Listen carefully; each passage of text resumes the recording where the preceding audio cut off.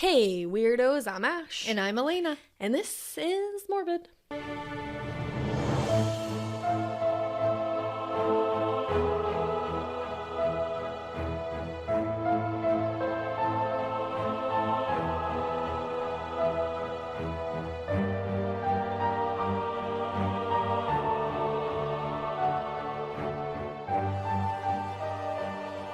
And this is a new series that we're going to do. Have we not done one of these before? No, I don't think we've done a spooky castle. Okay. I mean, I'm sure we've covered a spooky castle, but we didn't like officially make it a series. Yeah. So, welcome to spooky castles. Kind of like spooky lighthouses and spooky roads. There's all kinds of spooky shit around. Ooh, and we have another spooky coming. Another new series. Because you know what? There's a whole fucking world out there of castles, spooky shit, of roads, of lighthouses, and they're all fucking spooky. Hell yeah. So with this one, because I think with the lighthouses we stayed mostly in the United States, but we're definitely going to venture out that way too. Oh yeah. But with this one, we like really took it international. We went wild with it. Because let me tell you, Europe, you know how to have a spooky castle moment. Yeah, you I really think do. This is literally only in Europe. Yeah. Right? Are your two? Yeah, because you guys, I mean, mine's only in Scotland because I really like focused it Listen to you. on my homeland. I'm in Italy and I'm also in the Czech Republic. Ooh, look at you. See, we're all over the place. Girl. Holy shit. But yeah, this is really exciting. The cool thing with these spooky places is, you know, it's kind of a nice mixture of some like old true crime with some paranormal fun. Because, you know, there's always some really gnarly shit that's happening. I will say for this one, I was going to cover Chillingham Castle. Ooh. But I've decided that deserves its own episode completely. There's just too much of that. So be on the lookout for that one because that one's coming up. I gotta cover that. I'm excited. There's so much shit in that. But I'm really excited about this today. And we are on like an adrenaline rush right now. Yeah. Literally just sitting in the kitchen, talking to John, talking to Alaina. Little baby was there, little youngest baby. Yep. And all of a sudden she started gasping for air because she was eating little like chips and hummus. Like little pita chips. And she very much like not like, oh, I just choked, like, oh my goodness. Like, no, she full on turned another shade of red and was choking.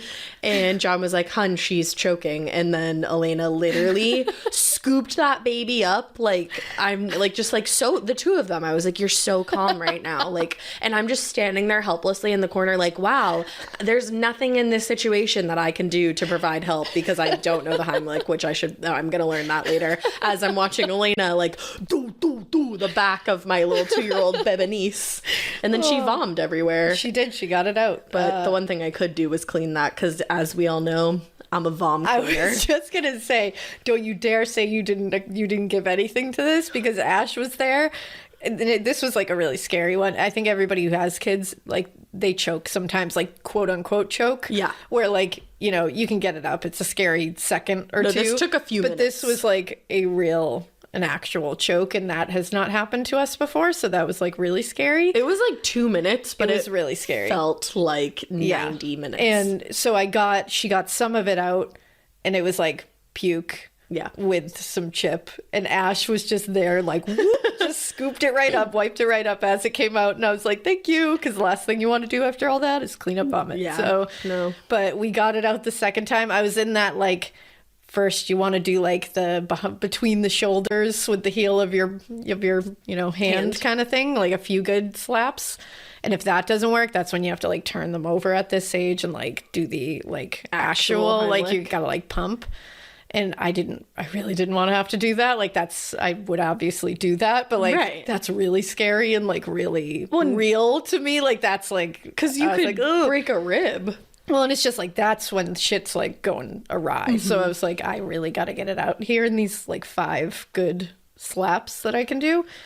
But holy shit, guys. God. I think John's, like, in another planet right now. Like, he did that sent him into a tizzy. But which you would never know because he was so calm through that whole thing. And then she's like, I want to go to the doctor. Yeah, and puts another chip in her mouth. And I literally took it out of her mouth. And then I grabbed the bag. We had like 2 bags of chips from this really delicious Greek restaurant. Like I feel really sad about this, but I threw them right in the trash. I was like, no, I don't need to see those chips for a little bit. No more pita chips for you. No. Yeah, she's like one of those kids who just like, you really got to watch her and give her tiny little pieces, and it only takes 1 second. She just will like hoover it. I know it's not funny. It's ironic, I guess. I was eating the chips, so I was giving them to her like before this happened, like 25 minutes before, and I kept giving her like the tiniest piece because in my head I was like, these are big chips. I don't want her to choke. Yeah, and I literally thought that in my head, and then. Yeah, it was funny because right afterwards she was like, I want to go to the doctors. And I was like, you don't need to, like, luckily, but that's okay. Oh, that'll take you down a few notches real quick. Yeah. That was like a real scary experience. I texted Drew at work and I was like, she's fine, but... And he was like, oh my God. Oh, they just like, whew, that's like really, really scary. And then 2 minutes later, I got her like this like rocket ship thing, and she was like, she was like, I want to go do that. She was like, let's zoom. I was like, oh, okay. So now she's zooming around in a rocket ship, completely fine, breathing like a champion. And we're the ones not breathing like champions. I was just going to say, meanwhile, we've all aged 16 or so years in that moment. But I've already thought to myself, like, okay, get home, Google Heimlich classes. Yes, start learning all that shit. Figure out how to save a life when one is choking. Ooh, so yeah, that was fun. So we're feeling like ready to go, ready to talk about some spooky castles. Yeah, I'm glad we're talking about spooky castles after that because this is what I needed right after that. For real. Do you want me to go first? I think I should go first. That's how I feel. Okay. Yeah, let's have Ash go first. Yeah, I mean, you just went through a lot, so sit back and relax. I'm going to take a minute. All right, so my first little haunted place, I decided to dive into it. It's called Villa De Vecchi. Ooh, and hell it's in Italy. Ooh. So it's located in the mountains of a place I haven't looked up yet, so we're already going to have to pause. All right, let's pause for pronunciation. Yay. What's fun is I actually didn't need that pronunciation key because it just autocorrected to a word that didn't exist. There you go. And you had it right when you were saying it before. Yeah. It's the mountains of Cortanova, and it's right near Lake Como, which hopefully I said that right. I like it. So throughout history, it's also known by like a few other names other than Villa De Vecchi, including the Red House, the Ghost Mansion, and you thought you liked those two, but the last one it's known by is the House of Witches. Oh, shut the fuck up. Right? Get me there immediately. I know. That's all my favorite things. Red, love the color. Ghosts, love the band. Spooky little assholes. Oh. And the boo. And the boo. And the boo and the band of it all. I love the boo of it all. I love it all. I love the band. I love the spooky. They're spooky too, so there you go. Whoa. And I love witches. Yeah. It's made for me. It is. Honestly, if you look at a picture of this place, it really is. It's the boo of it all. It's the boo for me, dog. So, it was believed to have been built somewhere between 1854 and 1857 by a man named Count Felix De Vecchi. Yeah. Now, at that time, he was actually the head of the Italian National Guard. Okay. And Felix. And like for good reason. He served in the liberation of Milan from Austria back in 1848. Damn. And that's how he became the head of the Italian National Guard. Look at that. So to plan this mansion, which he really only planned on using in the summertime as like a little, large retreat for his family. Just a little retreat. Yeah, just a little tiny retreat out in the mountains. No, it was huge. But he enlisted the help of Alessandro Sidoli. Yeah, him. Like, why wouldn't you call Of course. Alessandro? And Alessandro was an architect who shared the same love that the Count had for intricate design. So together they settled on a Baroque style. Ooh, I love Baroque. I know you do. Ooh. And they had some classic Eastern trends mixed in. Okay. Meaning there would be an element of drama within the house between like the way that it was all lit and the dome ceilings and the intricate murals. I'm into it. Now the ceilings and walls were all painted with watercolors, and there were like sculptings on the walls, like beautiful, like gingerbread-esque kind of stuff, you know? Baroqueness. I'm saying. Now, in the main parlor, there was a giant fireplace, and in the same room, there was a grand piano. Ooh. This whole episode is just going to be me like talking in a weird accent. But unfortunately, and you know, like maybe this was some kind of warning sign. Uh-oh. Alessandro died only 1 year into building the mansion. Oh, no. He didn't even get to enjoy it. No, he didn't. Well, luckily, like, it's the Count's mansion, so, like... Well, you don't get to, like, come visit. I know. You know? I know, and he totally would have, I feel. Yeah. I would love to do that. Alessandro will always come visit. Maybe he's still there. I don't know. He's still visiting. There's no, like, ghost named Alessandro in this story, but... He's there. Maybe he's nameless, like, in the afterlife. There you go. So the year that he worked on the property, though, he did, like, some amazing things, considering the time period especially. There were indoor heating pipes. Damn. Yeah, and we're talking 1800s. Look at you. There were dumbwaiters, you know, those like little elevator things. I want a dumbwaiter in my house. Like ideal for laundry. Oh, yeah. Right? Absolutely. Yeah, you know, and it also had a pressurized water fountain that used air pressure from the mountains nearby. Damn, look at Alessandro. Mind-blowing stuff for the time. Now, the mansion had been built on 32 acres of land. And there were all these gorgeous, gorgeous gardens. Gorgeous, gorgeous gardens. It's like gorgeous, gorgeous girls, but a little bit different. They were all around, and the family. Botanical. Yeah, they were a little bit botanical. Gorgeous, gorgeous botanicals. That would be a really good name for like a plant store. It would. TM. So the family, they would take walks outside in these gorgeous, gorgeous garden with the botanicals, and they'd play outside together. It sounds lovely. It sounds gorgeous. But unfortunately, Alessandro's death would not be the only one that the family would experience while living in said mansion. Uh-oh. So there's no historic record of anything that I'm going to tell you.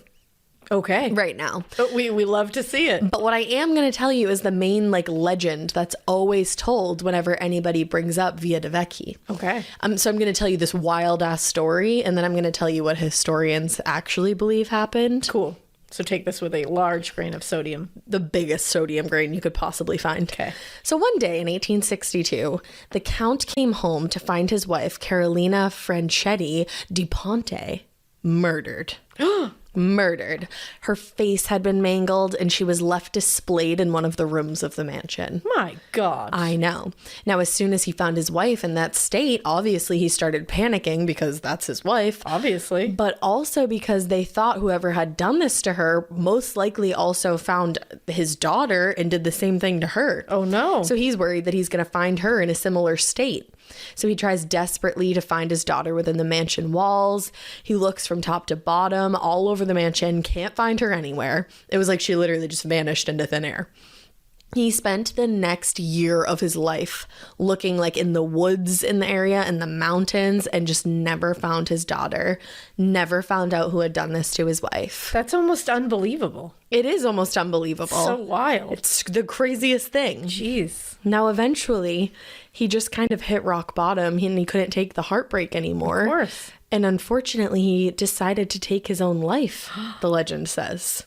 Now, when it was discovered that the Count was no more, his brother Biago took over the estate, and he moved in with his whole family, and he changed a lot of stuff about the mansion, which is kind of shitty. Seems legit. You know, it might be true, actually, that, like, he did this. His brother really did take it over.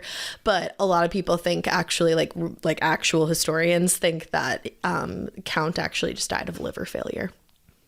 It's a little different. A little bit. Yeah, that's a little different. But, like, still, it's weird that his brother just, like, moved his whole family into this place. I believe the Count left it to his brother. And again, if here I am thinking that, like, this brutal massacre happened in this house. And it didn't. You know what? It didn't. So that's not weird. Or maybe it did. About it. Or maybe it did. The historians are like, how can we say that this brutal murder happened and we never found out who did it? No, liver failure. How? Liver. Like, it's the historians that are upset that they didn't crack the case.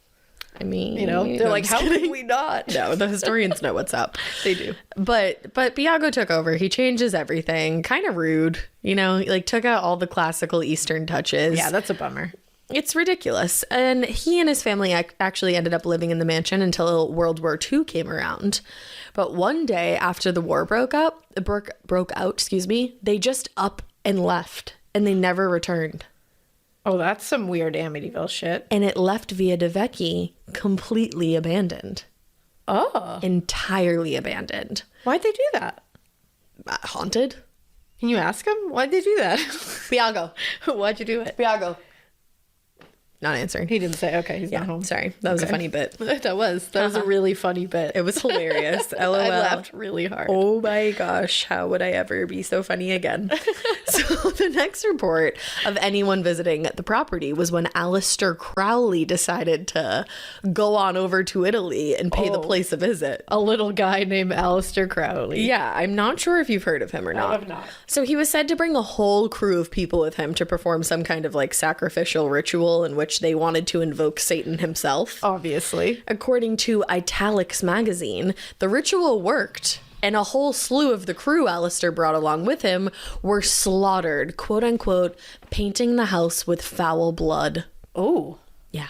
And the blood was foul. Foul blood. Okay. Now, once word spread that Aleister and company had been to Villa De Vecchi, it became a primo tourist spot, obviously.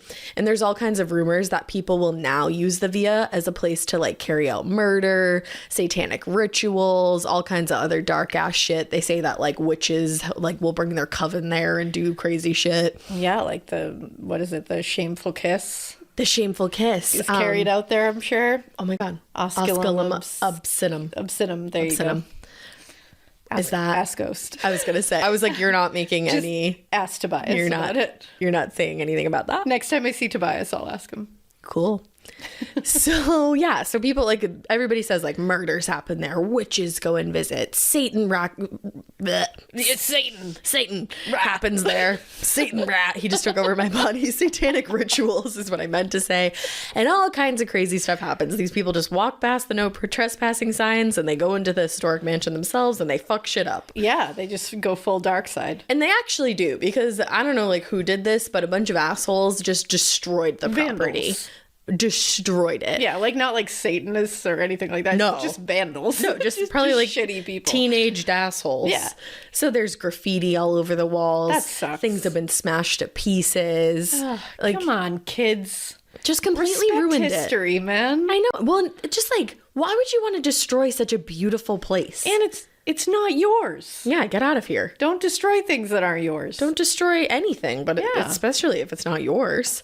So luckily, the Italian Environmental Fund actually has set up campaigns for the Villa, and they're hoping to spread like public awareness that like this is going on. Oh. So sadly, at some point, the grand piano was smashed to literal pieces. A grand piano? Who the fuck? What kind of fucking demon did that? Thank you. That should be a crime. Like, that's like high felony, in my opinion. You don't fucking smash an ancient grand piano. Like, what's wrong with you? Come on. Holy shit. And also, Biago, you don't just leave a grand piano. Yeah, what the fuck? Throw that on the minivan and toss it in the trunk, whatever. Yeah. It's fine. And then all the murals are completely defaced. Aww. They've been covered in spray paint. It's so sad.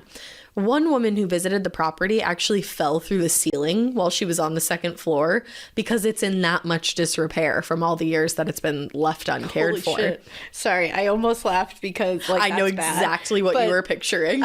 Yeah, one at our first apartment. John fell through the ceiling with like a bunch of friends. John fell through the ceiling. Did you go downstairs and just like see his legs? We saw his legs, and we just had to tell our landlord who lived below us because it was like a double-decker house, like, and we just went down there and we were like, John's in the ceiling. So John fell through the ceiling, and he came up, looked at the hole, and was like, all right, I'll fix that tomorrow. And we were like, thank you. But he actually fixed it. He did. He fixed it. He was great. And he didn't just like put white paint on it. Our landlord was a gem. We loved him. I love that. But my God, it was funny to watch. Like, he was okay and everybody was okay. Yeah. But, like, somebody was sitting in the living room and dust just went everywhere. And they were so you just hear like dong.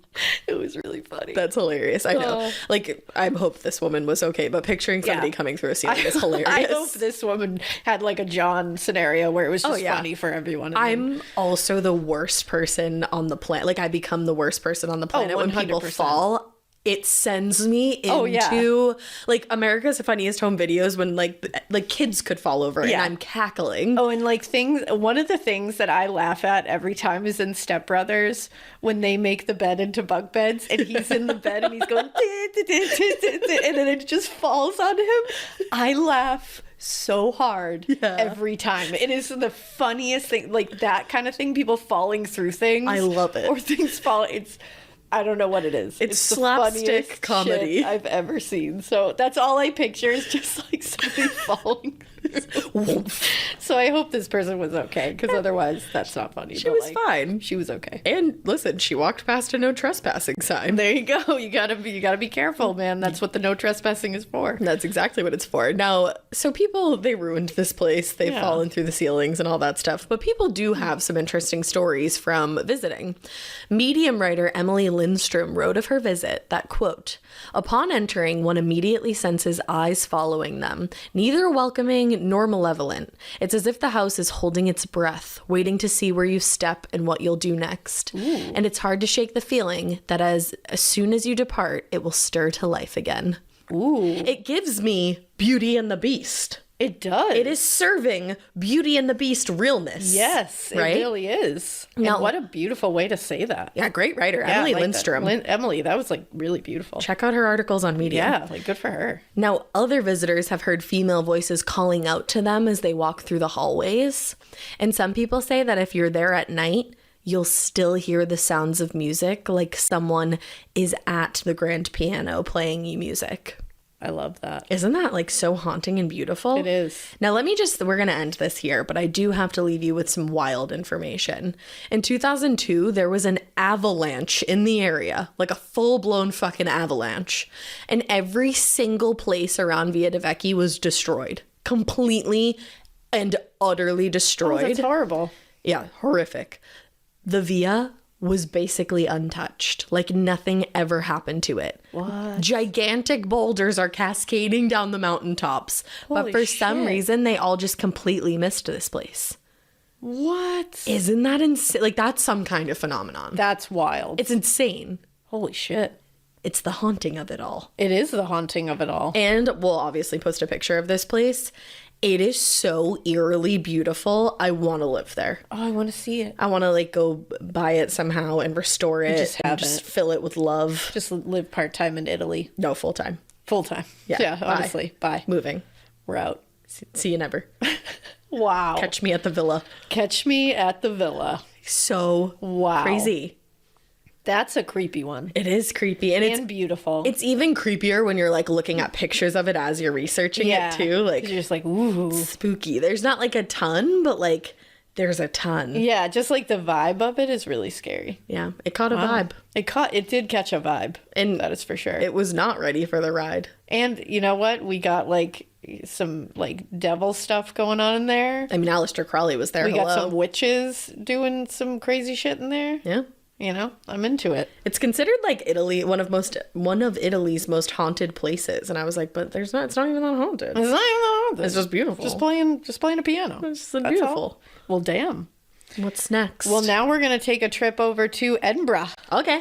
Over in Scotland. Do we have to go over the pond? Over in Scotland.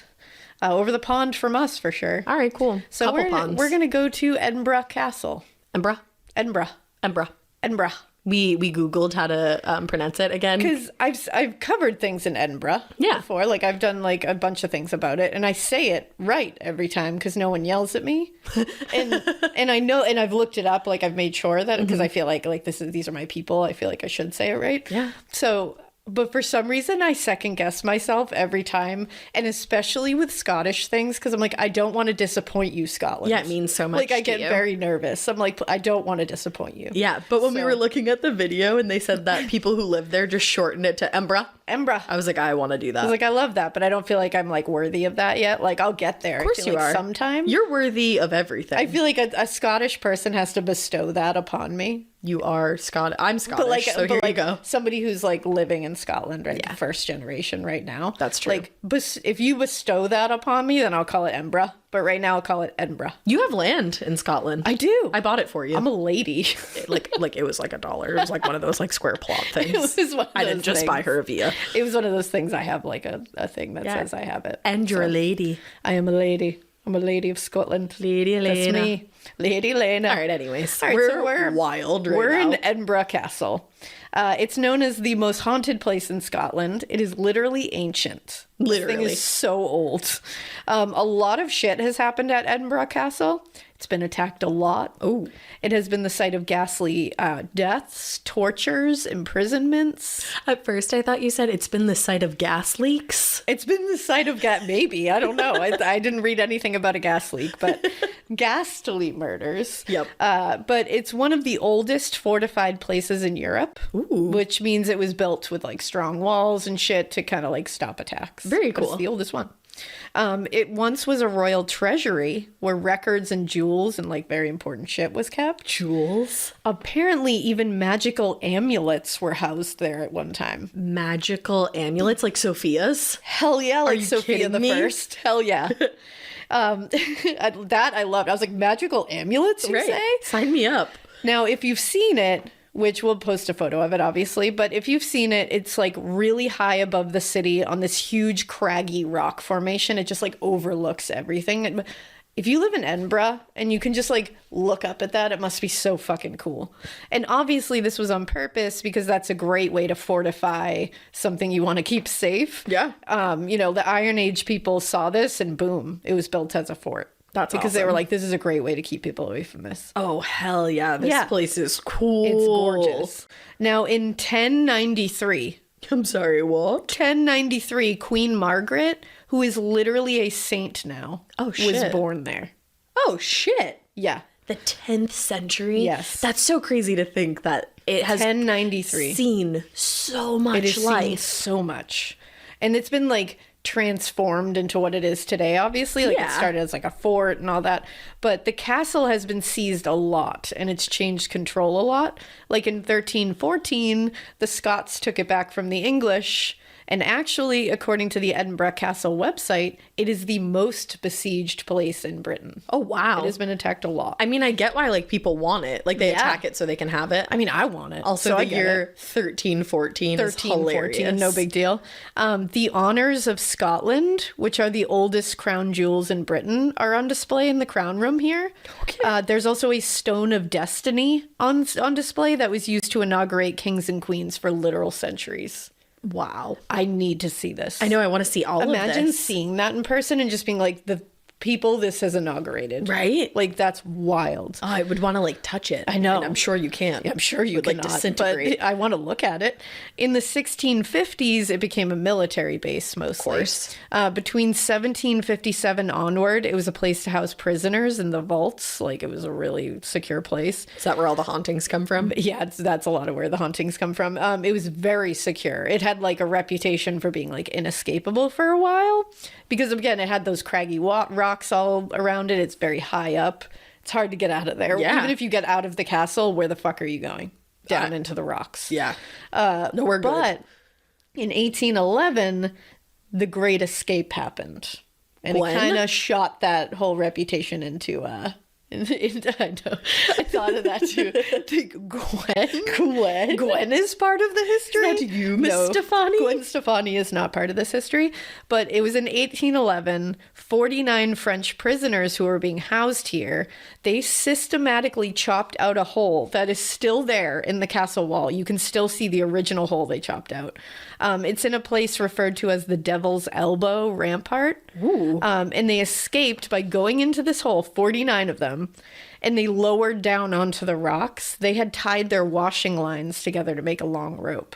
It's pretty ingenious. Okay. One of them actually died, though, during this by falling onto the sharp rocks. Oh. The rest of them, they got away, but they were all recaptured later. No, they went through all that for nothing. I know. And apparently you can still see that escape hole in the rock. Like, they have kept it where it is, which really I think would be so cool to see in person.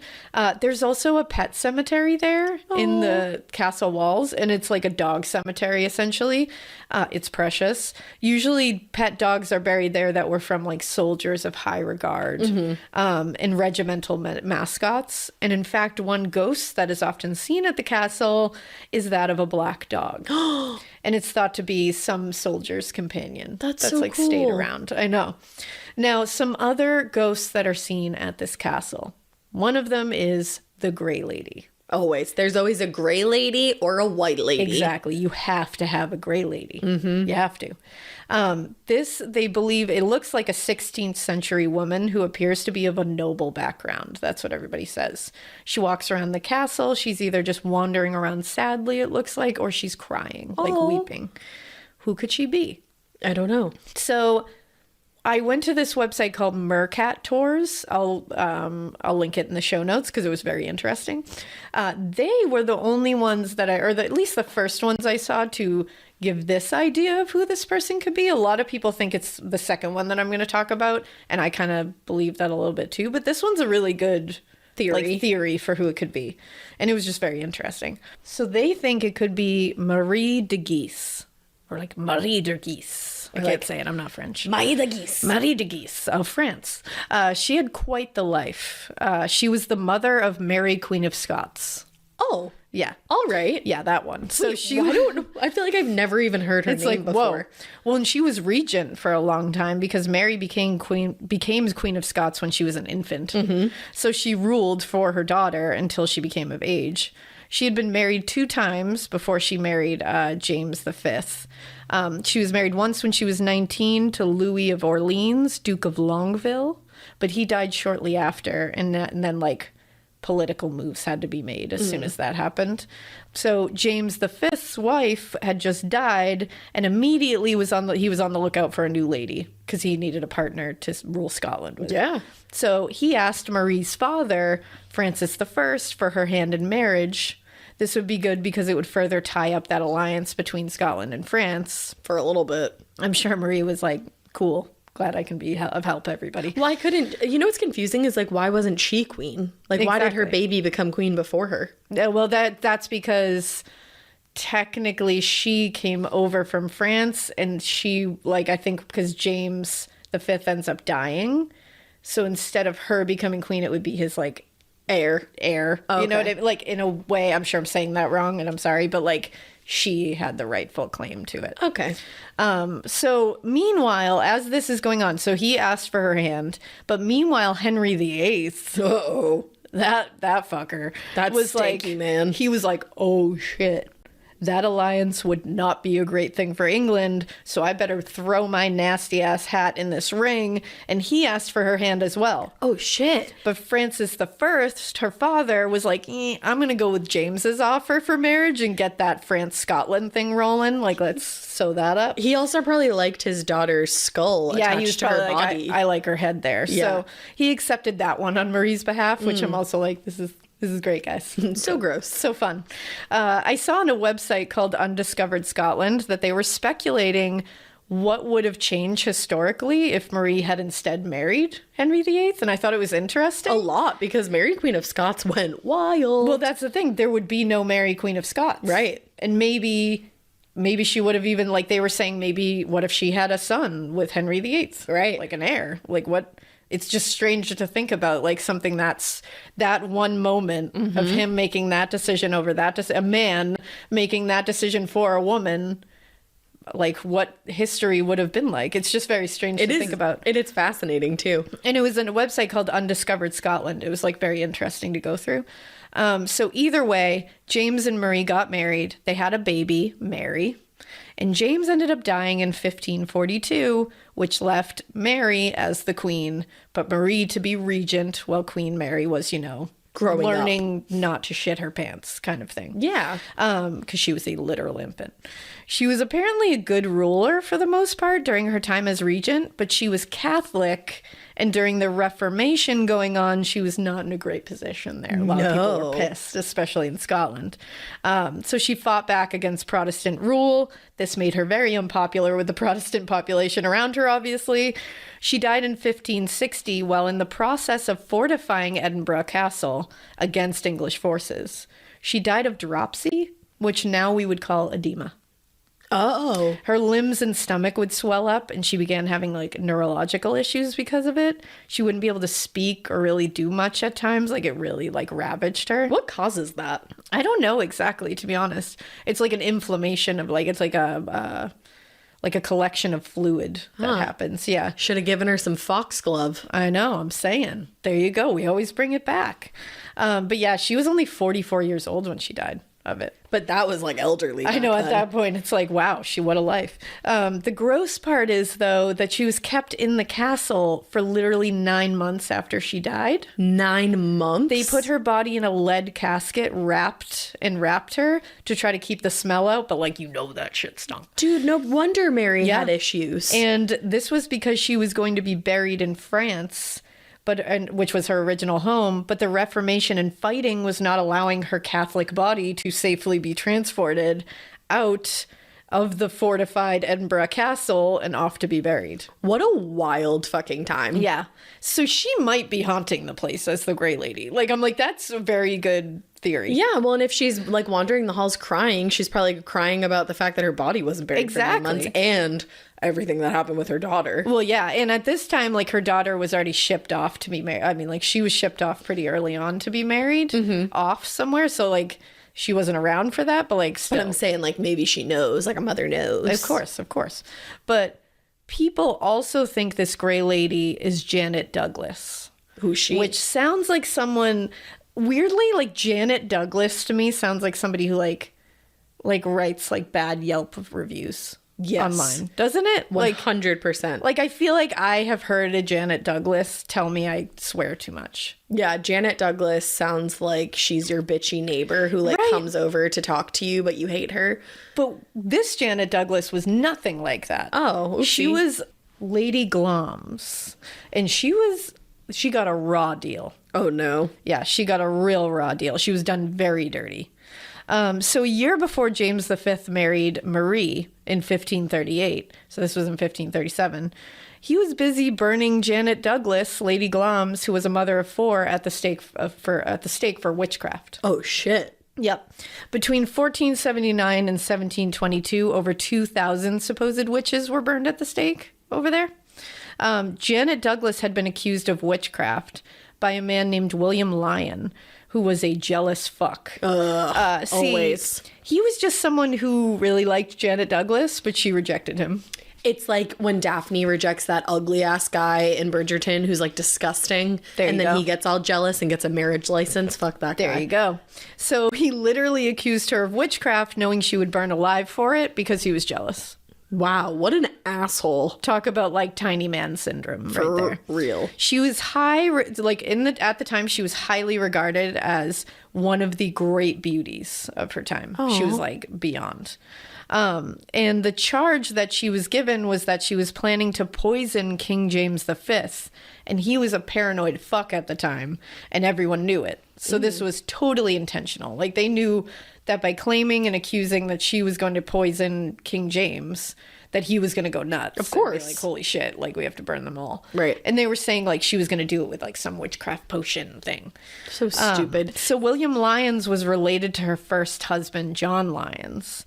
And he was bros with the king. Like, so he was really close with the king. And knew how paranoid he was. He could get in his ear, too. So it also didn't help that King James had beef with the Douglas clan as a whole. Oh, man. He always hated them, and this was just something else to add to it. So William even confessed on his own deathbed that it had all was because of jealousy. He confessed the whole, like, I only did it out of spite. Dude, somebody got burned at the stake because you were jealous? And even worse, when the accusations rolled in about her, her family, friends, and staff were all tortured for confessions and like information and evidence about her. So after some intense prodding, a lot of them made shit up and threw her under the bus just to stop whatever pain was being inflicted on them. Yeah, to save their own lives. So she was tortured as well, and it was written about her that, quote, in the prime of her years, of a singular beauty and suffering through all, though a woman with a manlike courage. Hell yeah. So apparently which I'm like, I wouldn't like a man like her. Yeah, like that's annoying. But also I'm like, I get what you were trying to say back then. Like that was apparently a compliment back then. She was burned at the stake outside of Edinburgh Castle on July 17th, 1537, in front of her 16-year-old son, who was literally forced by King James V to watch the entire thing. He had to watch his mother be burned at the stake. Things were beyond back then. Like, beyond. Yeah. And after this, her husband, who was like, I think is like Archibald, I think his name was. Archie. He tried to escape from Edinburgh Castle because he was a prisoner there by using bed sheets to climb from the window, but he fell to his death onto the rocks below. Ugh. Her daughters were sent to a nunnery, and her son was sentenced to be quartered and beheaded. Why? Because they were like, we don't want the Douglas clan to continue. They just didn't want them to like seek vengeance on their mother's death. They didn't want any of that like revenge shit happening. They didn't want any of it to continue. They were like, let's get rid of them all. Let's just wipe out an entire family. So maybe the Grey Lady could be her as well. I think both sound like great candidates to me. They really do, because people also, there's like legend that says like that Janet Douglas rose from the gray ashes around her to become what she is now, that Grey Lady. And that's why she's the Grey Lady. Well, if she was one of the great beauties of her time, and then, was it Martha? Margaret? I was like, who are you talking about? The Mary's mom? Marie. Okay, cool. M names. You were there. But she must have been recognizable because she was regent for a little while. Yeah. And then Janet was a great beauty. So I'm like, okay, like let's somebody do a sketch of this woman, let's see of who this this ghost. lady is. Let's see. Well, and people also said that the day she was burned at the stake, Scotland had a very heavy gray mist that fell over it. Oh, it's Janet. Don't even I feel sketch. like it's Janet. Put your pencil down. It's Janet. No, the Grey Lady can be seen sitting, like walking around, like I said, very sad, very like solemn. Mm-hmm. She's also can be seen sitting in the castle chapel and praying. Mm-hmm. And people believe that she's praying for those who have wronged her. Oh, what a big person! Like, what a big person! So. People also hear hammering when she is around randomly, and it's thought that this was the just like some kind of like I don't know what the word is, like something that is just like still there. Some like, what is the fucking word? Residual. Thank you. That was going to bother me. I don't know what it is today. This has happened to me a couple of times today where I can't think of a word. Yeah. But the letter will just repeat in my head, and I was going R. Me too. R, I was R. like, it begins with R. What am I thinking of? Some residual like sounds and haunting of workmen putting together this scaffolding where she was burned alive. Oh, or you said that Marie was overseeing like the fortifying of the castle. So that could also be that. Exactly. It works for both. Now, some other ghosts that are part of Edinburgh Castle. There's a ghost of a man who tries to push visitors off the tops of the castle. That's rude. Where the battlements are. So apparently one of the prisoners tried, like, because again, there were so many prisoners of war in here. They were tortured horrifically, like, shit goes down. One of these prisoners, he tried to escape from torture, and he was like, I'm not going to try to jump out the window because I feel like I'm just going to land on the rocks and die. Yeah, you will. So he was like, here's what I'm going to do. I'm going to hide in a dung-filled wheelbarrow. Oh, poor guy. Now, this was dung from everything. Including humans. Everything. Human dung. All the things. All the dung. But he wanted to get out. And he was like, no one's going to look for me in there. And he was thinking, so he was in the prisoner latrines. That's where he was able to climb into the dung part. He was thinking, cool. They will bring me somewhere. They'll tip me out. Wherever they tip out the dung barrels, they'll tip me out. I'll fall onto more poop and I'll be on my way. Oh, no. Sounds like a legit... I know what's going to happen. What he didn't know was that the wheelbarrow was not going to they're not just going to like dump you into the woods or in a garden or something like that. Instead, they just tipped it over the parapets that are on the top of the castle. Oh. He went falling into the rocks, dying a pretty gruesome death. So, like... That's horrible. But it was probably like a quick end to a ton of other horrible things that he had already gone through. You would hope so. Now, apparently visitors will smell dung when he's around and will feel like they're being pushed when they're man. Like, yeah. Which I'm like, dude, like, don't push people. Maybe that's residual. It might be. Just it's not him. Over and over. So Edinburgh Castle is very big. Yeah, as you can see when you look at it. Now, there's like tons of tunnels underneath it. And apparently there were times when like new people would come in different centuries. And this was a long time ago. And they would take it over and they wouldn't even know the various like passages around it. At one time, these people, like a whole group that was in there, found a hidden passageway beneath the dungeons, and they wanted to map it out. So they got a young boy to go down there alone. No. And play his bagpipes as he walked so that they could walk above him on the streets and map it out from the sounds. Okay. Was there no adult that could have done so? Well, that's the thing. He was small and the tunnel was pretty small. Oh, okay. So he was chosen that way. And he was like, yeah, I'll go down there and play the bagpipes. Why not? So they told him, play as loud as possible so we can hear you. We'll follow you. And then, we'll lead you back out. Well, apparently halfway down the Royal Mile, which is what leads up to Edinburgh Castle. I love it. In front of the Tron Kirk, which is a beautiful historical building with a gorgeous spire on top. The sound stopped out of nowhere. So they went down there and they're like, what the fuck happened? They went down there. They couldn't find him anywhere. What? Couldn't find him. He just disappeared. No, he didn't. Apparently a massive search was launched. They found nothing. No bagpipes, no kid. They freaked the fuck out. So the city council ordered that they seal the tunnel off with bricks. Because they were like, we don't know what the fuck is in there. So let's forget about it. I also love that they were like, here's the solution. Lock him in there forever. Yeah. We don't know where he is, but like, just can't block find the whole him. place off. And they did. They sealed it off. That shit is sealed off. And people now say that even now, they will hear like faint bagpipes beneath them while walking on that Royal Mile Road. Spooky. How spooky is that? Oh, that would make me so sad. I know. Knowing that was a little baby. Well, and there's also a headless drummer boy that people have seen. Why is he headless? Well, don't worry, because the last time he was like officially seen was in 1650 by servants at the castle.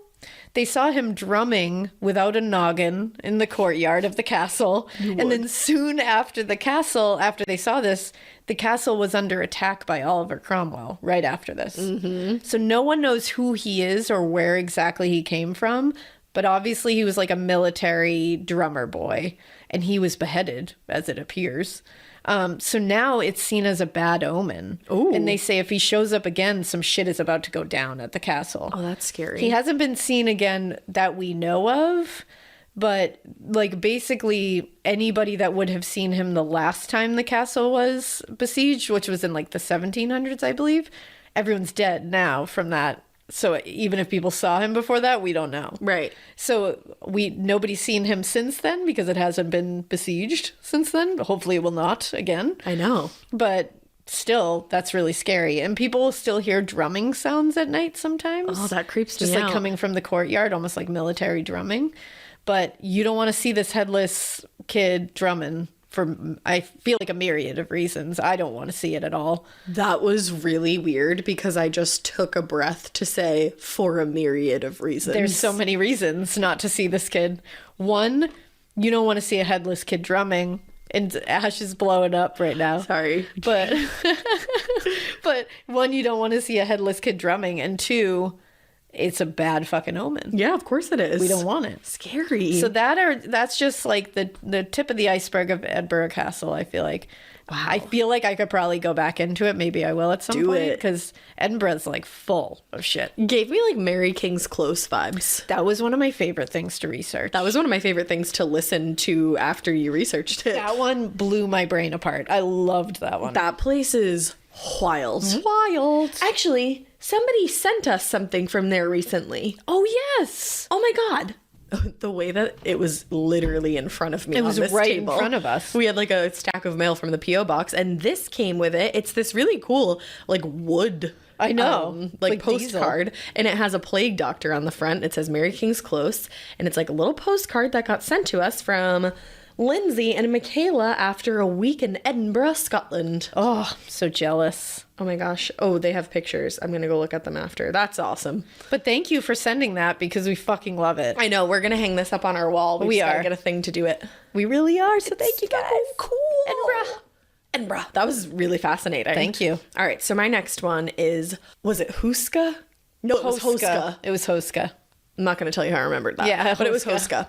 And it is in the Czech Republic. Hell yeah. So we're going over there. We're going over. I'm asking you to please bring your sage. I've got it. We've got a candle, sacred sage candle right there. You, right? Me. Like Alaina. Me. Like I'm pointing at her. Hi. You are going to be obsessed. You're going to want to go here. Let's go. Okay.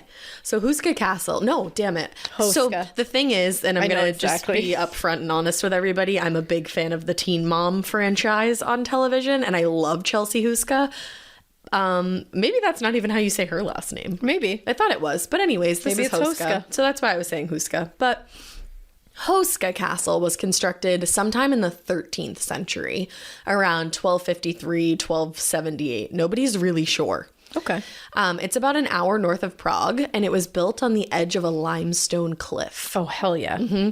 So the area itself, even today, it's a very remote area. There's like swamps and mountains and tons of woods surrounding this place. And back in the 13th century, there really would have been no reason to build a castle in the first place here because it was really so far out of the way of like anything. Yeah. There was not even like a water source nearby so that it could have running water. But the king at the time, I believe it's Otakar II of Bohemia. Oh. Yeah. He said that he was using the building for administrative work. I feel like that's not true. Yeah, I don't think so either. A lot of people have questioned the certitude of that. Instead, they think it has something to do with a giant, potentially bottomless hole that was found in this area. And they think that that hole maybe is a portal to hell. Fuck yeah. Yeah. And I'm also pretty sure that it is indeed. That you gotta have a portal to hell in these places. Yeah. I was waiting for a portal to hell. Oh, get ready. Hellmouth. So, yes. Fuck yes. Where are my Buffy heads at? Right here. Right here. I'm a new Buffy head. Hell yeah, you are. So, I know, I've only watched like the first episode. Yeah. So, there's a few oddities when it comes to the castle itself. For one thing, the way that it was built, it makes it seem like the intent was to keep something inside. Ooh. Versus being built as like usually castles are built for protection. Yeah. This one seemed like the protection aspects were inside. Ooh, okay. Which it was like, what? I love that. When it was first built, there were no stairs going from the courtyard to any higher level floor. Huh. And looking from the outside, it turns out that some of the windows are fake. Like you'll see window panes, but then you look closer and you realize that there's just a wall behind there. Whoa. Yeah. There's also, like I said, no running water, no water source at all, and there was no kitchen. So if the king claimed that he was using this place for administrative purposes, that was pretty weird because nobody ever saw him there. Huh. Now, when he Looking at decided, pictures of it now. it's like a really creepy place. Ooh, it is. Like it looks creepy. So when he decided to construct a chapel right over that giant hole in the floor after completely sealing up said hole, that only raised eyebrows more. So, and then the chapel was dedicated to the Archangel Michael, and that only added fuel to the fire because Archangel Michael is known as the angel who led God's armies against Satan and the fallen angels. Obviously. So people were like, you're covering up this hole that we all think is a portal to hell. You're putting a chapel over it, and then you're dedicating it to the guy who like won the battle against Satan. Seems to all add up. I feel like you're telling us everything we need to know. Yeah, I feel like you're not burying the lead at all. No. Now, even dating back to the 6th century, people have been talking about this place, this bottomless hole, and what possibly lurks beneath it. Now, back then, obviously before the castle was built, there was just this small structure built over the hole. And the people who knew of it that lived in that town, they would literally take like different longer routes to wherever they were going so that they didn't have to be anywhere near this area. Whoa. They were especially cautious, obviously, about being in the area at night because they thought that whatever was lurking in that hole would come out at night and cause mischief or like death. You know. Yeah. I like mischief or death. You know, like nothing in between. It's gonna just toilet paper some trees or slit your throat. I was just gonna say that. It's gonna paper towel your fucking trees, or it's gonna absolutely shred you to pieces. Correct. Nothing in between. No. What is in between those two things? I don't know. Ding dong ditch, maybe? I said paper towel, too. Did you like that? You did. Yeah. I let it go. Yeah, I appreciate that you let it go. You know what? My brain's a little foggy right now, because... you saved a child's life.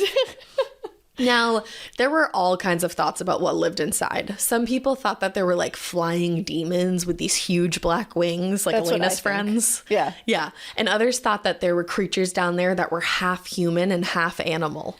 Ooh. Yes. Now, either way, one thing was for sure. These creatures were associated with the devil and were 100% some kind of demon that nobody wanted to run into in the daylight, never mind in the pitch black night. And they just played metal music. Yeah, they were like...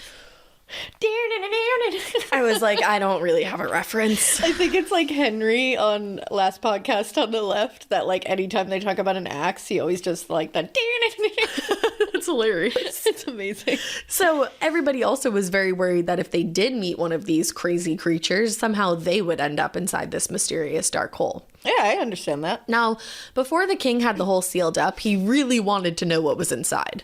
And he decided that the best way of doing so would be using the prisoners. Yeah. Yeah. I mean, what else are they doing, you know? They're being tortured. Yeah. So let's just torture them in a different way. Throw them down a bottomless pit to hell. Yeah. He said if they were willing to be lowered into this hole, take a look around and maybe report back about their findings. Well, like, definitely report back. Then they would be given a full pardon no matter what crime they committed. Okay. Murder someone? It's fine. You just gotta go in this hole and tell me what you see. Just go in the hellhole.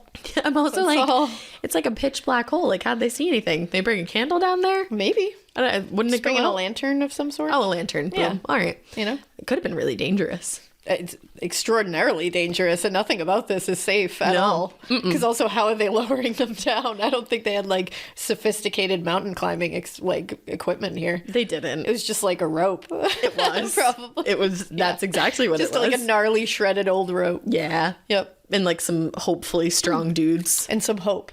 And some hope. Yeah, just some hope. And a prayer. Yeah, maybe. Yeah, definitely a prayer. I'm sure a prayer of course. was involved. So legend has it that the only man who was brave enough to be lowered down into this fucking devil's demon den. I love an alliteration. Yeah, that's a great band name. Devil's demon den? Great band name, I call it. I don't know why I knocked on wood. You know what? It felt right. So they're lowering him down, and he starts screaming bloody murder as soon as he gets like even a little bit inside. Scary. And as he got lower and lower, the screams muffled, but they were still there. And the other thing that seemed to be there was no end. Like, they just kept lowering him and lowering him and lowering him. And eventually the rope that he was being lowered with just ran out of any more line. And he had to be brought back up. Don't worry, he got brought back up. Oh, he did? All right. Now, he screamed, as it's like less muffly as he's starting to come back up. It's like... I'm just picturing them. It's like that. But like the entire way. The whole entire way. Sorry if I hurt your ears. Now, he didn't even stop screaming when he came out of it. He kept on screaming. And then the looks on other people's faces around him, maybe they started screaming too. They must have been horrified. Everyone just started screaming. Not only because this guy's screaming bloody murder, but because he seems to have aged about 30 years. Oh. They pulled him up. When he was back up, they were like, what the fuck? He was a young guy going down. But when he reemerged, all of his hair was white and all of his skin was like entirely wrinkled. Like, he looked like an old man. What? Yes. He Benjamin Buttoned in reverse? The way that I was just going to say that. Oh. So when asked what he saw down there, he paused his screams for a moment and he said that he saw half men and half human beasts. I mean, that'd be kind of cool. Of course it would. Okay, thank you. Because I was like, I'd be like, whoa. Yeah. Like, I don't know if I would scream. I'd just be like, whoa. Whoa. That's so gnarly. Well, he screamed a lot. He actually could not stop screaming. He paused for a second to say half man, half human beast, started screaming again. Just kept screaming. And was quickly admitted into an asylum. And I he saw that coming. Died 2 days later of completely unknown causes. Probably because no modern medicine, but, maybe because demons. Probably because the ancient of it all, but like... Yeah. Man, so he got lowered down there? I mean... You get lowered down there. You see some like gnarly half man, half animal demons. Yeah. And then you come up and it's like gone. You don't even get to tell that tale later. Then first you have to go to an asylum and then die it's 2 days gone. later. I know. Because that's like your 2 truths and a lie forever. If you live. Yeah. Why are we referencing 2 truths and a lie so much lately? But that really is. But that's like, yes. You can be like, one time I got lowered down to a bottomless pit to hell and I saw half man, half animal demons. I'm going to use that for my next 2 truths and a lie as the lie. But I'm also going to have to come up with like some wild truth. Yeah. Which I definitely have because I'm a wild bitch. Yeah. But you're a wild bitch too. You're a wild bitch. We're a wild couple of bitches. That's like, wow. I know, right? Wow. I want to play 2 truths and a lie with somebody that doesn't really know me, so I can say that to them. Just so I can say it. I also wish that guy had like an iPhone that he could have snapped a little picky pick down there. What a wish for the 13th century. What a wish. So because the new iPhone takes sick pictures in the dark, so I feel like about it. That would have been great. The new iPhone sucks. Other than that, yeah, but like when in the dark, we would have gotten pictures that would have been on those billboards in Boston that say like taken with an iPhone, and it would have just been like half man, half animal demons like throwing up a peace sign. Yeah, just like raging down there, throwing up rock on devil signs. horns. Like, yeah, I love it. I would have loved it. I go rock on signs. Rock on signs. As I'm like I'm not doing love. I'm doing like rock on signs. The rock on sign. Those are devil horns. Yeah, the devil horns. That's like really what they are. Never again. Yeah. Never again. I wish that was on video. Alaina just put them behind her head and like stuck her tongue out, and it was like really wild. Horrifying. Yeah. So for most of the time that Houska Castle has been around, nobody's really lived inside for too long because, you know, devil demon den. Yeah, like bottomless pit to hell. Yeah. But back in the 17th century, around 1639, a man named Oronto moved in.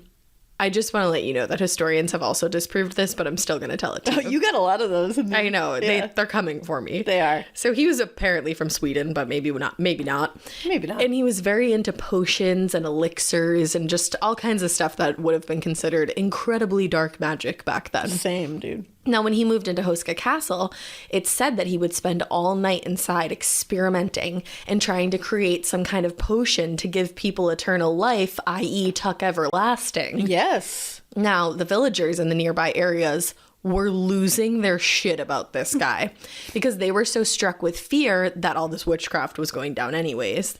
But the fact that it was going down in Houska Castle only terrified them more. Of course. Because they were like, what if something goes wrong and it involves demons, and then they're going to infiltrate our villages, and then the world as we know it is going to be over. Yeah, I mean, like, when people are fucking around with dark magic around a bottomless hell pit, like, I can understand why people are like, that feels like the wrong environment to do it in. Yeah. So, like, things could come out of there, I feel. Yeah, like, calm down, Oronto. But find a new place. Instead of just like chatting with him and, you know, working through that like you would in talk therapy. Telling him about local office spaces for rent that he could do his dark work in. Yes, signing him up for Indeed. Yeah. I think that's where you find a babysitter. I think Indeed is where you find a job, actually. Okay, so he instead of going on there.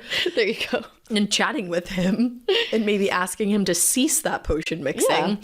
No, they sent 2 hunters out to the castle and had him assassinated. Like, boom. Wow. Like that feels like a very intense reaction. They were not fucking around. Yeah. But disproportionate response, I feel. And they really weren't fucking around because historians have said that they weren't fucking around, but... So, like, that didn't happen. Fun tale. It is a fun tale. Yeah. There you go. Now, the rest of this shit really did happen. So from then on, it seems as if the castle was pretty much abandoned. Nobody wanted anything to do with it until about 1923, when it was restored by a man named... I think it's Josef Simonek. I like it. Yeah. His family are actually still the owners as of today, but it's unclear if he ever lived there or if he simply owned the property. Now, weird that World War II is a part of both of my stories, but World War II broke out and the castle was not inhabited by Joseph, but instead a much darker force. I think it's called Wehrmacht, which is the German military. Oh. Which was riddled with Nazis during this time. Riddled. So it said that the Nazis they like sieged this castle, and it said that they would do all kinds of experiments on people, specifically women, while they were inside the walls of the castle. And rumors have circulated over the years that women who the Nazis considered part of the master race, so like, you know, they were brought to the castle. That whole thing. Yeah, absolutely fucking disgusting. They were brought to the castle so that they could aid in the continuation of the master race. Oh. So, like, the Nazi soldiers were impregnating them to have children. Oh, my God. And, like, it was happening all the time. That is so dark. And this is something that definitely took place at other different SS locations. Shit. So it's not unlikely that Houska Castle could have been one of these, and they're referred to as breeding farms. Oh, which my is God. so horrific. Ugh. But obviously, like, it makes sense. None of it makes sense, but it makes sense that they would want to use a place like that because it's so secluded. Yeah, nobody wants to go there. Right. So nobody's going to be just like knocking on the door randomly. Exactly.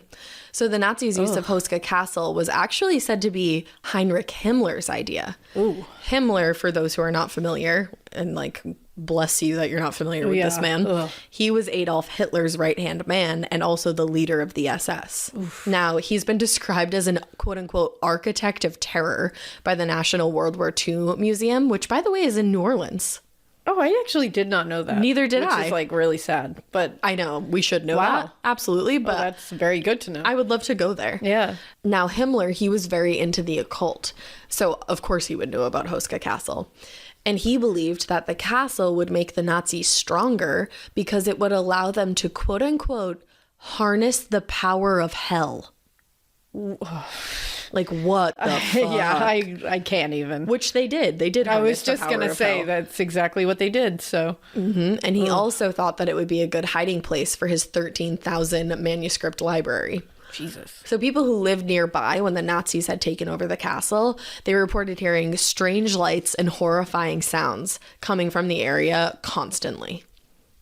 Now, obviously, with its entire dark history, this place is haunted as fuck, and haunted more like than just the beasts that occupied that hole. Yeah. It's haunted by actual beasts that walked the earth, unfortunately. Yeah. And like the darkest of all dark energy and vibes. Yes. Yeah. Precisely. So since the castle was first opened to the public in 1999, people have had tons of paranormal sightings. They felt incredibly uneasy during their visit, or they've had experiences after visiting that led them to believe that they were either cursed or that the building gave them some kind of bad luck. Oh, shit. Mm-hmm. Those are the things that always scare the shit out of me. When things can, like, attach themselves. Attaches, yeah. Mm-hmm. So for one thing, to this day, people will still report hearing screaming noises coming from the hole, even though it's been sealed. They will even hear scratching sounds, like on the where it's been sealed off. Like the demons are just trying to escape with their acrylics. Stop with their acrylics. You know? With their acrylics. With their acrylics, because always, of course, demons have acrylics. Of course they do. And the screams are said to echo out into all areas around the castle too. So like anybody who's nearby, they report hearing it's always written down. It's always written down as an orchestra of screams. I need to hear the orchestra of demon screams. I knew that you were going to want to go here. Oh my God. Now, the artwork inside the castle only freaks people out even more. And most of the paintings are really macabre, but there's one that stands out the most to the visitors and, theme of the day, historians who have studied the castle. There we go. Now, the main focus of this particular painting is a woman whose upper half is human, but her lower half is horse, like a centaur. Oh, okay. Centaur? Yeah, right? Centaur, yeah. Now, we know centaurs from Greek mythology, but at this time, the painting, at the time that the painting was created, it wasn't typical for artists to use mythology as inspiration. Like, it would have been taboo back then. Oh, okay. Now, another detail that leaves people, like, really confused and uneasy about the painting is that the centaur is shooting an arrow, but using its left hand to do so. And back then, as I'm sure a lot of you know, being left-handed was the mark of the beast, like one of the marks, and probably meant that you were working with the dude. Still means that. Of course it does. If you're left-handed, you're working with the devil. Sorry to tell ya. Sorry. Do you know any left-handed people? I do. I know left-handed people. Cool. I don't think I can't name one right now, but left-handed person. I definitely know some. Watch, I probably have a left-handed friend and they're going to text me like, cool, asshole. Real nice. I'm sorry that the world isn't made for you left-handers. Like, that must suck. I know you're always like smearing your paper and like all that stuff. Like desks are made, like, I feel like it's just, it must be annoying. Yeah, it is. Oh, scissors too. Sorry, like I didn't do it, but like I feel bad. Sorry that Satan fucked you over. Yeah, it's really bullshit. But historians believe that the painting is almost like a warning or a not so subtle hint about what lurks beneath the castle. Makes sense. There you go. You know, they're like, ooh, look at this painting. Look at this painting. Figure it out. I feel it. People have also seen a headless ghost who is said to really enjoy promenading around the courtyard. Oh, love that. Which would be like alarming, but also cute. Yeah. If it weren't for the blood that constantly gushes out of his neck wound. Oh, I have a bloody ghost in my next one too. Oh, you do? I love it. So also kind of weird that he enjoys a courtyard stroll because the courtyard is said to be constantly full of dead birds to this day. Okay. To this day. Okay. And then I also read about a woman and her partner who own a ghost touring business called McGee's Ghost Tours. Hell yeah. It's in Prague if we have any Prague listeners that want to go. I want to go to Prague. Now they decided to go out and take a peek about the castle to see what all these rumblings were about. Hell yeah. And I feel like they probably regretted that decision afterwards and during. So the two owners, Hannah and Tyler, they brought their dogs along for their tour. And immediately when they got to the courtyard, like a lot of hauntings are associated with the courtyard, their dogs started losing their shit. Oh no. They were barking, they were whining, but to the human eye, there was really nothing that should have provoked such a big reaction. Yeah. And as soon as Hannah got to the courtyard, even before the dogs started barking, she said she felt a feeling of unease. Now, for Tyler, it wasn't just the courtyard that made him uncomfortable. He said that he felt like they had been being watched throughout the entire tour. He described it as being watched by a predatory being. Ugh. Isn't that so fucking creepy? Ooh, I don't like that at all. I don't either. And unfortunately, the shitty feelings did not end when the tour did.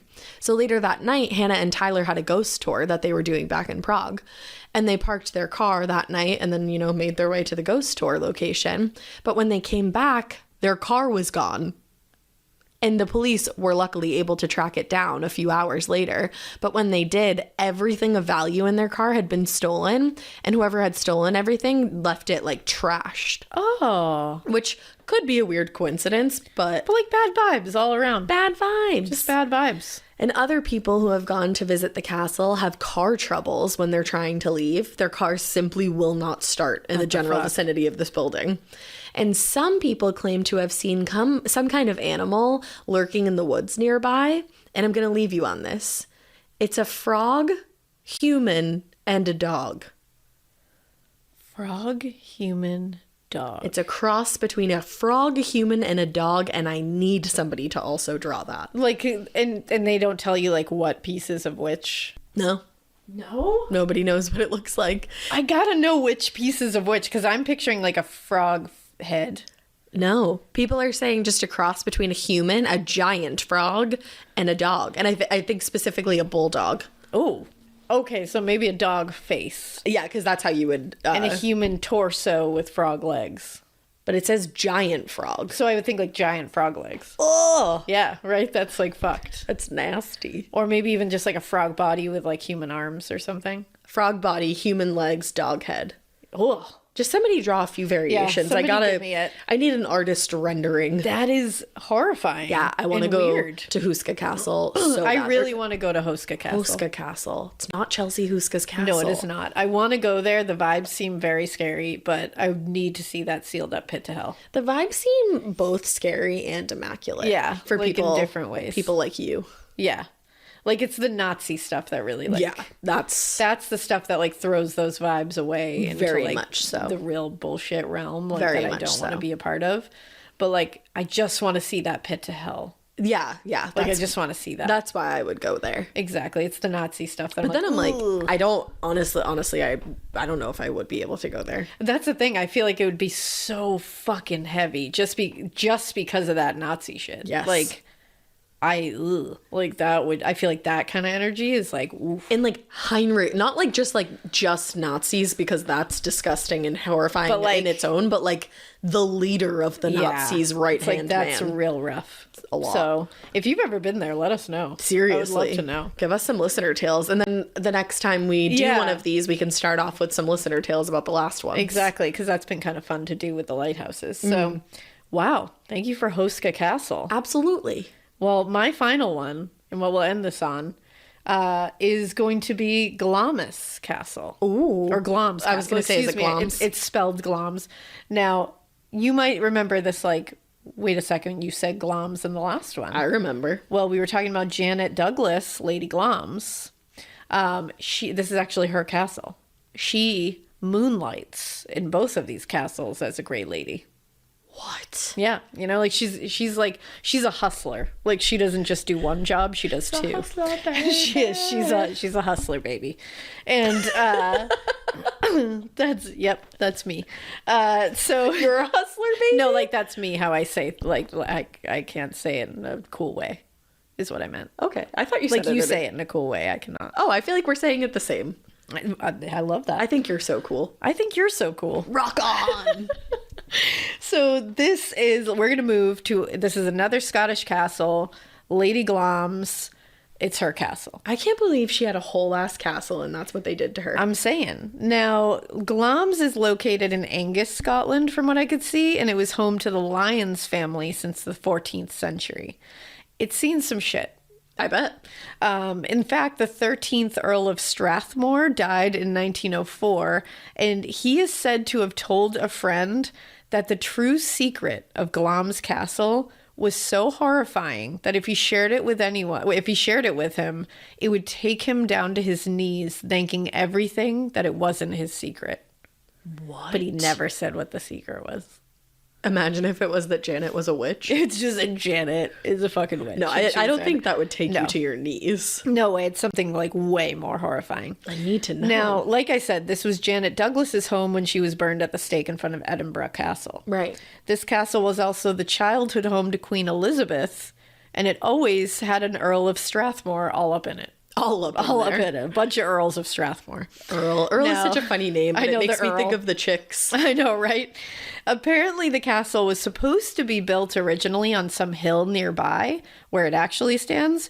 And when the people constructing it arrived to build, their supplies every morning would be broken and scattered everywhere. Ooh. And legend says one of them heard a booming voice that said, "Build not on this enchanted spot, where man hath neither part nor lot, but build down in yonder bog, where it will neither shake nor shog." I love that he said, let me just do some spoken word poetry today to get you the fuck off this hill. I'm so upset with you because you had a beautiful, beautiful opportunity right now to say, to get the hell away. Oh, yeah, that would have been better. Yeah. I wasn't thinking. You weren't in a place of spoken word poetry. I wasn't in a place of rhyme, but, they moved it.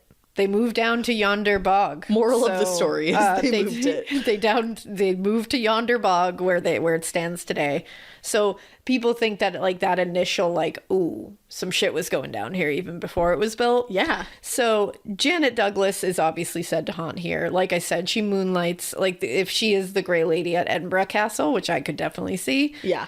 At least she's one of the Grey Ladies. Maybe they're both there. Maybe she's all of the Grey Ladies. She might be all of them. There's a lot of them. There is. Maybe she's every single one. But she also uses the chapel in this castle to pray for those fucks who wronged her as well. Good. She also just walks around weeping. It's now customary to knock 3 times before entering to let the Grey Lady know that you have arrived. Or that you want some pie. There you go. Now, Alexander Lindsay, which is the 4th Earl of Crawford, a.k.a. Earl Beardy. Oh. Don't know where that came from. Okay, maybe he had a nice beard. Maybe. He's said to haunt this place, and he's a real cad, this one. He was apparently, kind of a dick, and he was also, a nasty gambler in his day. And one night, it is said he refused to stop playing cards, even though it was the gosh darn Sabbath, the next morning. Oh, that's like blasphemy. Yeah, and they were like, you got to stop playing cards. It's the sun is coming up. It's going to be the Sabbath. And he said he was going to keep partying. He was going to keep playing these cards, even, quote, if it was with the devil himself. I mean, that is pretty badass. Very metal. If you ask me. Well, apparently someone showed up to play, and people believe this was the devil himself in disguise that he played cards with. The devil said, you should have just called me. Yeah, he was like, I was ready to play a card game. Beardy. Well, he lost his damn soul that night in the shitty card game, so there's that. He probably gambled it off. He probably did. People hear him still playing cards. They'll hear the shuffling and dice and hear him causing a ruckus, like swearing and shit in another room. It. He's just like he's like a wreck. All I can think of right now is the song about selling your soul to the devil. Like, yes. Yeah. Yep, I know exactly what you're talking about. But people also will see him at night, which is not cool. And like, especially children will wake up if they're staying there, and they'll see his dumb face, and he's wearing like a full suit of armor, and he just leans over them and stares at them while they're in bed. Do you think he's like checking on them, or do you think he's like a real cad? He's a cad. Like, he was not a cool guy. That's gross. Now this next one is terrifying. Visitors have seen a woman wandering frantically around. Like, she looks like she's in like, holy shit, like what is going on? She's looking like for something. You remember in the America's Next Top Model episode, I knew you were thinking this. I was thinking this! That last runway where they get to be ghost brides, and they're supposed to look like and Melrose. Frantic. Yeah. That's what this woman is. Like, she is frantically going around. And Miss J. And Alexander. Miss J. Exactly. Now, she is always pointing to her face when she comes to you. And when you look at her, there is blood just pouring out of her mouth. And she is crying and screaming. Oh my God. Now, this woman is said to be a maid or some kind of staff of the castle who heard something she should not have heard. And the Earl had the guards cut her tongue out so that he would keep his secrets. And so now she's running around. Is that tongueless? Is that the secret? Maybe that's the secret. She heard the secret and got her tongue cut out. This is there. And are there any thoughts about what the secret? There is one thought, and I'll talk about it. Okay. So, actually, famous Scottish novelist Walter Scott actually spent a night in a room in the castle in 1790. He wrote about it, and he said, quote, "I must own, as I heard door after door shut after my conductor had retired, I began to consider myself as too far from the living and somewhat too near to the dead." Ooh. He actually wrote that there was a secret and completely sealed off room in the castle that no one knew about. He said, quote, "The castle has a secret chamber, the entrance to which, by law or custom of the family, must be known only to 3 persons, the Earl of Strathmore, his heir apparent, and any third person they may take into their confidence." What? Now, this is what they think might be the secret. Tell me. And it involves that room that nobody knows about. Tell me everything. This is the monster of Glamis. Now, October 21st, 1821, the 11th Earl of Strathmore had a son named Thomas Bowes Lyon. He was born very deformed, apparently. Oh. And although they claimed he died that same night he was born, people believe he did not die. And he lived and was hidden away from the public because of his deformities. That's so sad. Legend says he was only allowed to come out outside the castle walls at night. And because of this, he would just wander around the castle in the dark. And this place where he does his nightly walk, even today, now like they see like this monstrous thing walking in the dark. They say that it's called the Mad Earl's Walk. Oh. And he likely died in the 1920s. Oh, shit. They think, which is like really wild, because it would make him like very old, but whatever. And when he did, all of these rooms that he existed in and was like left to like be hidden away in, they were all sealed off forever. Ooh. And apparently this can be backed up because if you count the windows from the outside, you will always count 2 more than when you could access on the inside. Like rooms that you can access, but no one can find them. Find where the windows belong? Like where those windows are, because something's sealed off somewhere. Oh, okay. And you can't see them. So people think that might be the horrible secret, is that they hid away this child who would have been the heir. That's horrible. But do you think it would bring you to your knees? I don't know. I mean, it's pretty horrible. Yeah, it's definitely horrible. I don't know. They let him go out at night, though. Like, but then I wonder if there's, like, more to that. I think there's a lot more to that. Like, if they, like, did something terrible, you know, even more terrible. Now, speaking of windows, people will see horrifying faces just staring back at them from inside the windows. Spooky. People also hear screaming and wailing sometimes at night from empty rooms. Ooh. Apparently, you will also likely hear hammering noises from the rooms at night. You love a good hammer. I know. And if you mention it to anyone who works there now, they'll ask you to stop talking about it.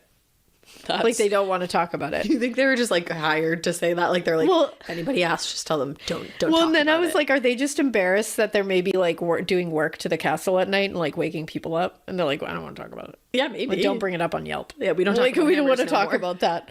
But who knows?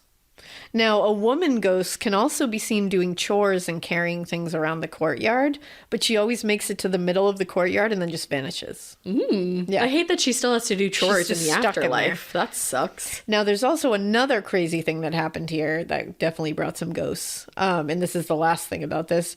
In 1486, the Ogilvy clan came running to the Castle Glamis. They were running from the Lindsay clan, with which they had a blood feud with. I love that it's the Lindsay clan. The Lindsay clan. They wanted to, like, take some shelter at Glamis and hide out for a bit. So the Earl was like, absolutely, you can stay here, my friends. Oh, like, I will take care of you. Come on in. So he brings them into one of the secret hidden rooms in the castle, and he's like, stay here, be safe. So they all go in, he locks the door, and just leaves them sealed in there. What a jackass. For, like, what purpose? He already knew of the blood feud, and in true Ramsay Bolton fashion, has made this deal with the Lindsays to just let their rival clan rot in his castle. I fucking love So he Ramsay. made a deal before this and was like, yeah, come on in, I'll take you, I'll make sure you're safe. And then he was like, whoop. That's super fucked up. So it was weeks after this that someone went down to check and make sure that they had all kicked it at this point. And one member was alive, but barely. And, like, couldn't even really be called alive. And he had been forced to eat his dead family members just to stay at this barely registering level of alive. That's horrific. So they definitely hear screaming and wailing from down there. And they will see somebody, like, emaciated, like a ghost that looks like very emaciated, walking around. Oh, that must be absolutely horrifically gross and scary to see. And those are the ghosts of Castle Glamis. They are. And it's pretty gnarly. It was. So, yeah. Scotland, you know what I'm saying? I mean, the Czech Republic and Italy. You know what I'm saying? There you go. Europe. You know, castles. Here Ghosts. we are. Ghosts, history, bad shit. Scary. Spooky. Sealed off rooms. Lots of sealed off shit. I know. Everywhere. Like tunnels sealed off, rooms sealed off, pits to hell sealed off. Yeah. Yeah. Weird. Yeah. Historians. Yeah. Sealed off. Sealed off. Sealed off historians. No, never. So yeah, that was our first entry into haunted castles officially. Yeah, and like we said, if you have any listener tales about any of these places, do send them to our girl. What? Oh no, keep going. Sorry. No, I'm sorry. No, I won't. I'm so sorry. I'm just kidding. Send them to our girl Deb at morbidpodcast@gmail.com, and if you could just put spooky castles in the headline. Yeah, and if you guys have any, I was gonna say, if you have any suggestions for castles you would like to hear about, by all means do the same thing. Send it to our girl Deb at morbidpodcast.com. Spooky castles in the title. And we'll do them. Yeah, and write her like a nice little note. Yeah, like, hey, Deb. Just say, hey, Deb. What's up? Okay. All right. Well, that was like so much fun in a really weird, horrific way. Horrifying and fun. And we hope that you keep listening. And we hope you keep it weird. But not to really do any of the things that the people did in these castles, because everything that they did in these castles seems to be absolutely horrific. And I don't think you should be carrying out any of the activities that they did there. Bye. Yeah.